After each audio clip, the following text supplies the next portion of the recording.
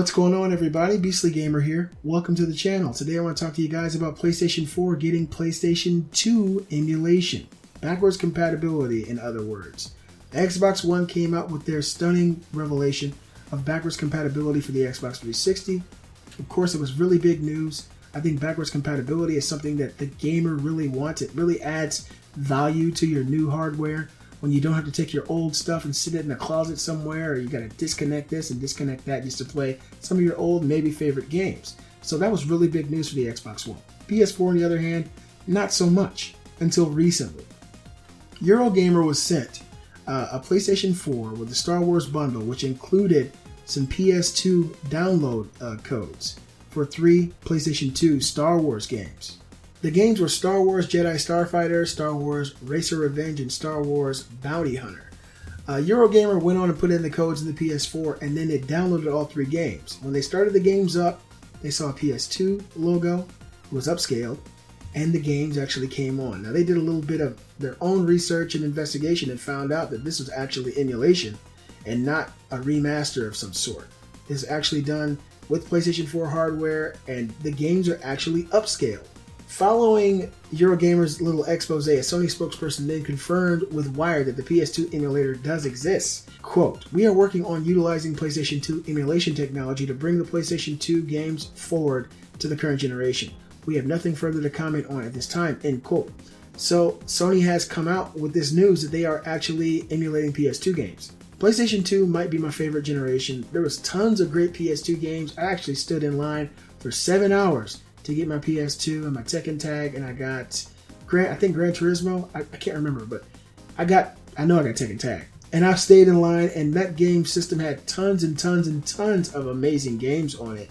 So the games look upscaled. They are running very, very smooth. The emulation technology appears to be working very, very well. And my only question is this: is this backwards compatibility, or is this some new way to nickel and dime the consumer for everything that they can? PS4 is extremely popular. It's doing very, very well. And of course, I would love to have my old PS2 library on my PS4, but I'm thinking I got all these discs. I'm pretty sure these discs will not work. Now, if they make these games reasonably priced and they don't allow you to stick your discs in, I said discs. If you're not allowed to stick those in and it's reasonably priced, I could possibly roll with that. If we're talking $4, $5 a game, I could possibly roll with that. But the Xbox One, they're doing this for free. So in my mind, Sony has to do something just as good. To me, PlayStation Now is a joke.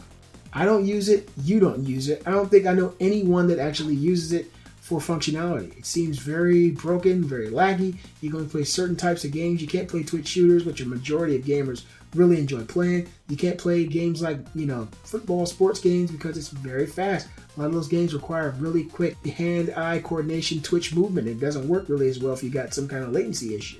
So PlayStation Now to me is a joke. Now I think Sony needs to focus on making this thing truly backwards compatible.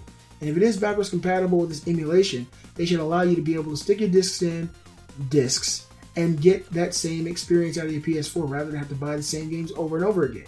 Hopefully they'll be able to do that. I don't want to see them, raising these insane prices for games that are hard to find. Games like Odin Sphere on PS2 are really hard to find. I don't want to see that game be $30 and the rest of them be $6.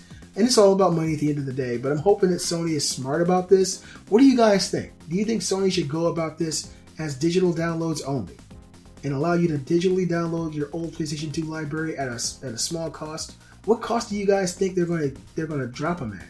$10 a game? $6 a game like PS1 Classics on PS3? That's reasonable. PS1 Classics were from $6 to $10. I think that's reasonable for PS2 games at this time. Should we be able to take our old PS2 games and stick it inside the PS4?